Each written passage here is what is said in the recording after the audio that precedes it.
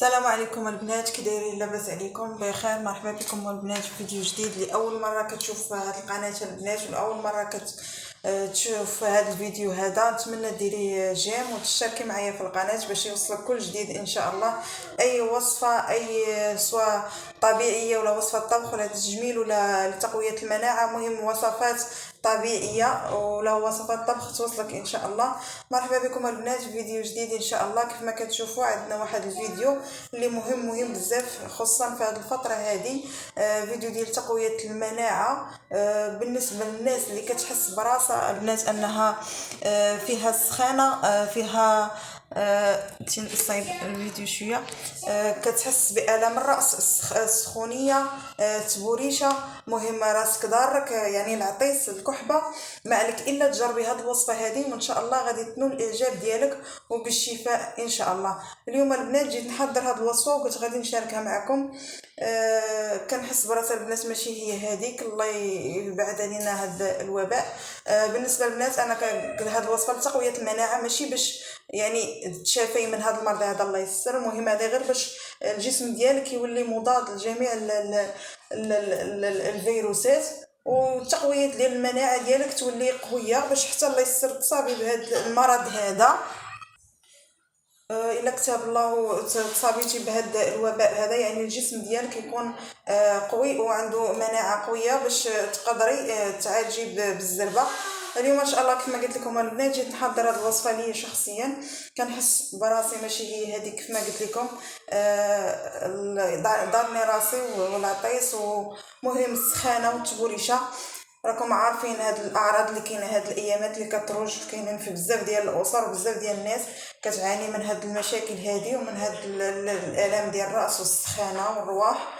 مهم هاد المرض اللي كيروج دابا، مهم البنات الشكوى على الله سبحانه وتعالى. نتمنى الشفاء لجميع المسلمين وجميع الأمة الإسلامية إن شاء الله، والله يشفي جميع الأمة محمد. كما كتشوفوا البنات عندي هنا وصفة طبيعية، كما كتشوفوا البنات عندي هنا واحد المكونات طبيعية اللي عندي هنا الحامض، عندي البنات الحامض، وعندي القرنفل. هذا القرنفل مدقوق كما كتعرفوا البنات.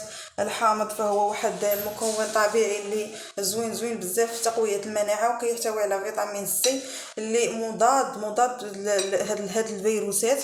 نتمنى البنات تدخلوا تقراو على الحامض وحتى على القرنفل، حتى هو مضاد بزاف للفيروسات. يعني كاينين وصفات بزاف انكم تحضروا بهم القرنفل باش تقاوموا هذا الفيروس هذا، وباش تكون عندكم واحد المناعه قويه، وحتى باش يعني تعقموا المنزل ديالكم.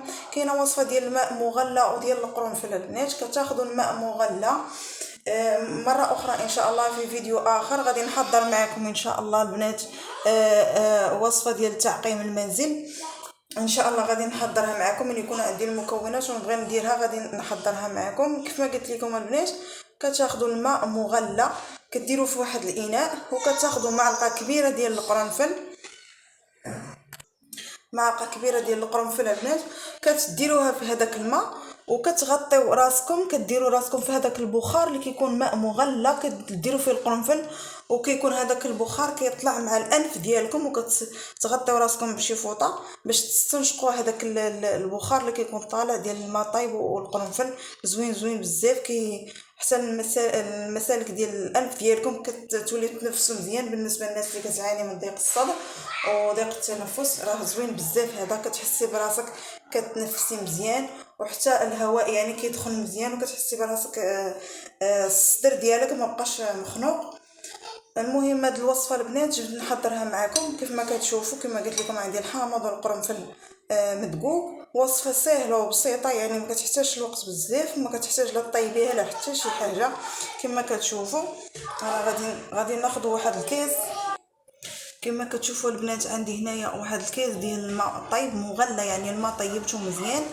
عندي هنا كاس ديال الماء، يعني كتاخذوا المقدار اللي بغيتو نتوما. هاد الوصفه البنات اللي غادي نحضر دابا انا يعني يديروها جميع الاعمار، سواء يعني الانسان البالغ ولا حتى الوليدات الصغار، الله يسر الله يحفظ الا كانوا مرادين بهاد مرادين عفوا مرادين البنات بهاد يعني هاد كيحسوا بهاد الاعراض ديال الراس، العطيس، السخانه والتبوريشه.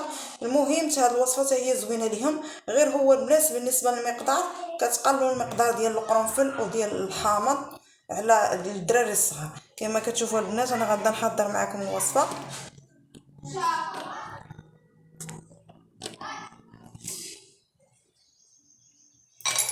ناخذ الحامض البنات بعد ما غسلناه كما كتشوفوا.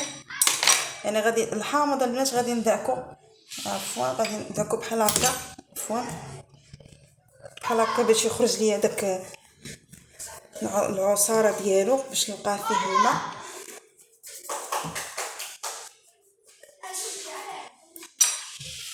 صافي غادي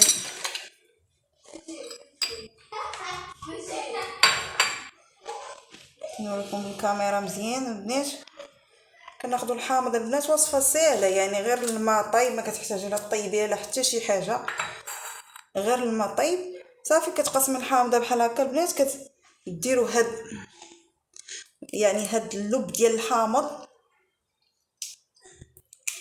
كديروا في هاد الماء طيب، يكون طيب الماء البنات باش يعني اون فوا يعني يدفى شربوه دافي.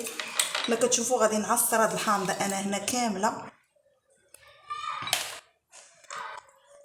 كديروا الموس هكا، يعني هذاك اللب ديال الحامض.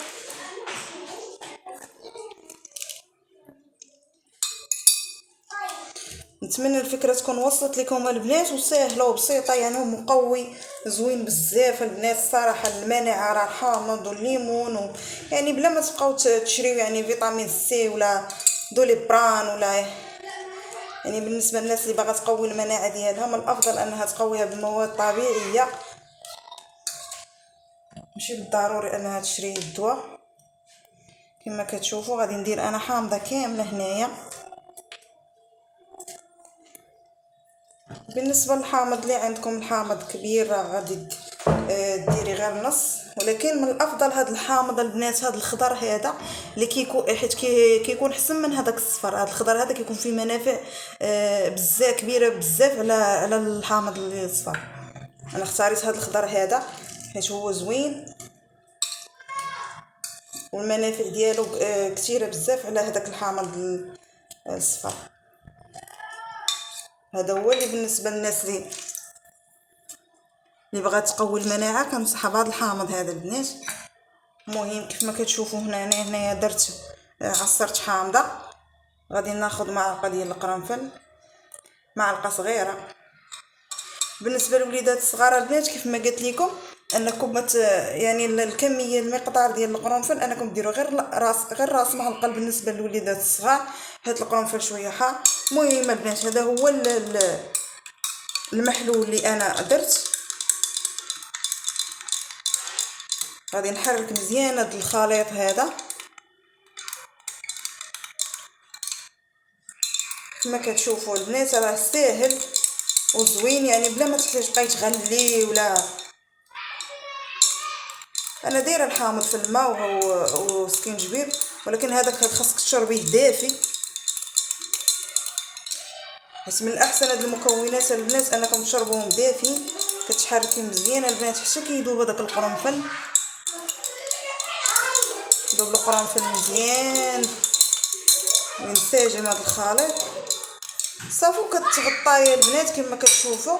هذا هو المحلول ديالنا. انا راه ما عمرتش المعلقه الصغيره ديال القرنفل، ما عمرتهاش بزاف، ما درتش المعلقه كبيره، ما عمرتهاش بزاف. المهم غير شويه اكثر من النص. بالنسبه للوليدات الصغار ما تكثروش ليهم القرنفل بزاف. كما كتشوفوا انا راني ما معمراش الكاس بزاف، يعني غنشرب هذه الكميه كامله. وبالشفاء لجميع المسلمين البنات، وبالشفاء لكم ان شاء الله، والله يحد علينا الوباء ان شاء الله، ونتمنى لكم الشفاء. ما تنسوش البنات ديروا تبارطاجيو هذا الفيديو هذا باش ديروا اجر كيف ما انا درته، بارطاجيتو معكم. بالنسبه للناس مرات بارطاجيو نتوما، لعل وعسى اي واحد مريض كيعاني من هاد الاعراض هذه ديال سخونيه الراس والالام، يعني الجسم ديالك كيكون بحال مقرض ويعني عظامك ضارينك.